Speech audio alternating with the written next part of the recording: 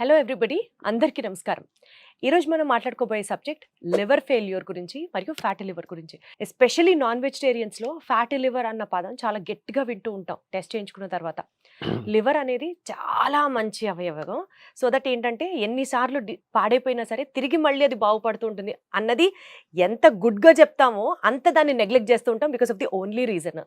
కాబట్టి చాలా చాలా చాలా ఇంపార్టెంట్ రోల్ ప్లే చేస్తున్నటువంటి లివర్ గురించి ఇవాళ తెలుసుకుందాం. మనతో ఉన్నారు డాక్టర్ రవికాంత్ గారు. ఒకసారి కనెక్ట్ అవుదాం. సార్ నమస్తే. సార్ కరెక్ట్ గానే చెప్పానా సార్? లివర్ అనేది పాపం మనకి చాలా ఛాన్స్లు ఇస్తూ ఉంటుంది, కానీ మనమే దాన్ని చాలా చిన్న చూపు చూస్తూ ఉంటాం. చాలా వరకు కరెక్టేనండి. సో లివర్ ఫెయిల్యూర్ అనేది ఎండ్ స్టేజ్ లివర్ డిసీజ్ అంటారు, అంటే final stage. So unfortunately liver final stage వరకు పాడైపోయే వరకు ఏ లక్షణాలు ఉండవండి. That is the saddest thing. కిడ్నీలో కూడా అంతే, ఫైనల్ స్టేజ్ వరకు పాడైపోయే వరకు లక్షణాలు ఏమి ఉండవు.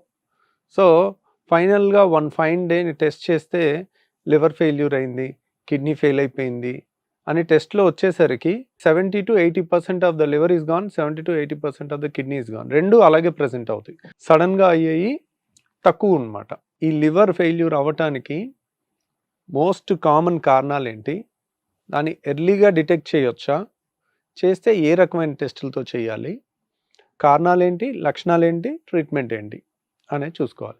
మోస్ట్లీ ఒక్కొక్కటి ఆల్మోస్ట్ మనకు ఒక్కొక్క వీడియో అవ్వచ్చు. సో లివర్ ఫెయిల్యూర్ అంటే ఏంటి, దాని కారణాలు ఏంటి అనేది అనుకుంటే, ఇప్పుడు లివర్ అనేది ప్రతి మనిషికి పొట్టలో కుడి పక్క ఉంటుందన్నమాట లివర్. సో ఈ లివర్ అనేది కేజీన్నర ఉంటుంది మనిషికి. సో ఈ కేజీన్నర లివర్ వందల రకాల పనులు కలిసి చేస్తుంది అనమాట. ఫర్ ఎగ్జాంపుల్ హార్ట్ ఉందనుకోండి, ఓన్లీ ఒక్క పనే, అంటే ఏంటి, పంపింగ్. జస్ట్ బ్లడ్ వస్తుంది, బ్లడ్ పంప్ చేస్తుంది, అంతే, అదొక్కటే పని హార్ట్కి. ఊపిరితిత్తులు ఉందనుకోండి, బ్రీతింగ్, అంటే తీసుకున్న గాలిని మనకు అందించటం, అదొక్కటే పని, ఇంకా వేరే పని ఏం లేదు. లివర్కి అలా కాదు, వందల ఫంక్షన్స్ ఉంటాయి. ఇప్పుడు కిడ్నీ ఉంది, మన బాడీలో తయారైన వేస్ట్ మెటీరియల్స్ అన్నిటిని బయటికి పంపిస్తుంటుంది. అంటే ఫర్ ఎగ్జాంపుల్ క్రియాటినిన్, యూరియా, ఇంకో రకరకాల వేస్ట్ ప్రోడక్ట్స్ అన్నిటినీ కూడా, యూరిక్ యాసిడ్, ఇట్లాంటి వాటి అన్నిటిని బయటికి పంపిస్తుంది కిడ్నీ. సో కిడ్నీ ఫెయిల్ అయితే మనం డయాలసిస్ చేసి మనిషిని 10 ఏళ్ళు 20 ఏళ్ళు బతికించవచ్చు. కానీ లివర్ ఫెయిల్ అయితే లివర్ డయాలసిస్లో చేసి మనిషిని 10 ఏళ్ళు 20 ఏళ్ళు బతికించలేము అనమాట. సో అది ఎందుకు, కాంప్లెక్స్ పనులు, మల్టిపుల్ పనులు, చాలా రకాల పనులు చేస్తుంటారు. ఫర్ ఎగ్జాంపుల్ ఏంటంటే, ఇంకేమేం పనులు చేస్తుంది లివర్ అన్నారు అనుకోండి, మన డైజెషన్, మెటబాలిజం, మన బాడీలో చాలా మెటబాలిజం, అంటే కొలెస్ట్రాల్ తయారవటం లివర్లో తయారవుతుంది. తర్వాత గ్లూకోనియోజెనిసిస్, గ్లైకోజెనిసిస్, గ్లైకాలసిస్, రకరకాల కెమికల్ రియాక్షన్స్ చాలా జరుగుతుంటాయి. ప్లస్ మన బాడీలో జరిగే టాక్సిన్స్ డీటాక్సిఫికేషన్ అంతా కూడా లివర్లో జరుగుతుంది. ఫర్ ఎగ్జాంపుల్ మనం ఒక ట్యాబ్లెట్ వేసుకున్నాం అనుకోండి, ఆ ట్యాబ్లెట్ అనేది మెటబలైజ్ అయ్యి ఒక 6 గంటల నుంచి 8 గంటల్లో బాడీలోంచి బయటికి వెళ్ళిపోతుంది. బయటికి ఎందుకు వెళ్ళిపోతుంది అంటే, దాన్ని లివర్ మెటబలైజ్ చేసి కిడ్నీ ద్వారా కానీ బైల్ జ్యూస్ ద్వారా కానీ మనకు అది బయటికి పంపించేస్తుంది అనమాట. సో ఫ్యాట్ సాల్యుబుల్ అయితే బైల్ జ్యూస్ ద్వారా, అది వాటర్ సాల్యుబుల్ కింద మారిస్తే కనుక యూరిన్లో పంపించేస్తుంది అనమాట. ఆ డీటాక్సిఫికేషన్, మనం ఏ మందు తీసుకున్నా it goes to the liver, అక్కడ మెటబలైజ్ అయ్యి దాన్ని బయటికి పంపించాలి. ఇప్పుడు ఒక బీపీ ట్యాబ్లెట్ తీసుకున్నాము, ఈరోజు వేసుకున్నాము, అది ఎప్పటికీ బాడీలోనే ఉంటే మళ్ళీ నెక్స్ట్ డే ట్యాబ్లెట్ వేసుకోక్కర్లే కదా, చాలా హ్యాపీ అది మనకి. That is a wonderful thing to happen. అలానే అది బయటకు వెళ్ళలేదు అనుకోండి, రెండో ట్యాబ్లెట్ వేసుకుంటే టాక్సిటీ వచ్చేస్తుంది. సో కాబట్టి అలా జరిగితే బాగానే ఉంటుంది కొన్ని వీటికి, కానీ బాడీ రూల్ ప్రకారం బాడీలో any foreign chemical liver detoxifies, liver దాన్ని ఏదో విధంగా మార్చేసి యూరిన్లో బయటికి పంపించేస్తుంది. సో ఆ మార్చే ప్రక్రియ అనేది ఎంత కాంప్లెక్స్ ప్రోడక్ట్ ఉన్నా, ఎన్ని రకాల మందులున్నా, అన్ని మందులు అదే ఫేట్, దాని 6 గంటలు కానీ 1 రోజులో కానీ దాని ఎఫెక్ట్ పోతుంది, మళ్ళీ కొత్త ట్యాబ్లెట్ వేసుకోవాలి. సో ఇలా ఇంకా మన బ్లడ్ క్లాటింగ్ అయ్యేదంతా, క్లాటింగ్ ఫ్యాక్టర్స్ అన్నీ లివర్లో తయారవుతాయి. ఓకే. బాడీలో ఆస్మాటిక్ ప్రెషర్, అది కూడా దానికి ఆస్మాటిక్ ప్రెషర్ మెయింటైన్ అవ్వాలంటే బ్లడ్ది ఆల్బుమిన్ అనే ప్రోటీన్ కావాలి. ఆ ప్రోటీన్ కూడా లివర్లోనే తయారవుతుంది. ఆల్బుమిన్ లేదనుకోండి, లివర్ ఫెయిల్ అయింది అనుకోండి, ఆల్బుమిన్ ఉండదు. ఆల్బుమిన్ లేకపోతే ఏమవుతుందంటే, బ్లడ్లో ఉండాల్సిన వాటర్ అంతా బ్లడ్లో ఉండకుండా చేతుల్లోకి, కాళ్ళలోకి, టిష్యూస్లోకి వచ్చేస్తుంది. మొహం ఉబ్బిపోతుంది, అంటే చర్మం కిందకి వాటర్ వచ్చేస్తుంది, కాళ్ళు ఉబ్బిపోతాయి. కాళ్ళు ఎందుకు ఉబ్బుతాయి, చేతులు ఎందుకు ఉబ్బవు అంటే కాళ్ళు కింద ఉంటాయి కాబట్టి, గ్రావిటీ ఉంటుంది కాబట్టి. కాబట్టి Got it. చేతుల్లో కూడా వస్తుంది కానీ కాళ్ళలో గ్రావిటీ వల్ల ఎక్కువ కనపడుతుంది. సో కిడ్నీ ఫెయిల్యూర్ అయిన వాళ్ళలో కూడా కాళ్ళవాపులు రావచ్చు, కానీ దానికి కారణం ఏంటి, ఆల్బుమిన్, యూరిన్లో ఆల్బుమిన్ వెళ్ళిపోవటం వల్ల వాళ్ళకి వస్తుంది, వాళ్ళకి కూడా ఆల్బుమిన్ తగ్గుద్ది. కానీ లివర్లో ఆల్బుమిన్ తయారవుద్ది. లివర్ ఫెయిల్యూర్లో దాని సింథసిస్ తగ్గటం వల్ల ఆల్బుమిన్ తగ్గి కాళ్ళవాపులు వస్తాయి. అదే కిడ్నీ ఫెయిల్యూర్లో ఆల్బుమిన్ ఎక్కువ పోవటం వల్ల, వేస్టేజ్ అయిపోవటం వల్ల ఆల్బుమిన్ తగ్గి కాళ్ళవాపులు వస్తుంటాయి. అలా లివర్కి చాలా ఫంక్షన్స్ ఉంటాయండి. ఈ ఫంక్షన్స్ అన్నిటినీ కాంప్లెక్స్ ఫంక్షన్స్ అన్నీ చేసుకుంటూ వెళ్తుంటుంది. Liver is the only organ which can regenerate. అంటే మనం ఒక ఫేమస్ డ్రాయింగ్ ఉంది, పెయింటింగ్ ఉంది. ఆ పెయింటింగ్లో ఏం చేస్తారంటే ఆల్మోస్ట్ కొన్ని థౌజండ్స్ ఆఫ్ ఇయర్స్ కింద గ్రీక్లో వేసిన దాంట్లో ఒక పేషెంట్కి ఇక్కడ కత్తితో ఘాటు పెట్టి వదిలేస్తారు, లివర్ కనపడతా ఉంటుంది. ఒక గద్ద ఆ లివర్ని పొడుచుకుని తింటూ ఉంటుంది. మళ్ళీ నెక్స్ట్ డే మళ్ళీ లివర్ కొత్తది వచ్చినట్టు అట్లా ఒక పెయింటింగ్ ఉంటుంది గ్రీక్లో. అంటే ఎవ్రీడే కొత్తది తయారవుతుంది అని. ఎవ్రీడే తయారవ్వదు, బట్ ఉన్న అవయవాల్లో హార్ట్ దానంతది అవ్వదు, కిడ్నీ అవ్వదు, కానీ లివర్ ఒక్కటే కానీ అవుతుంది.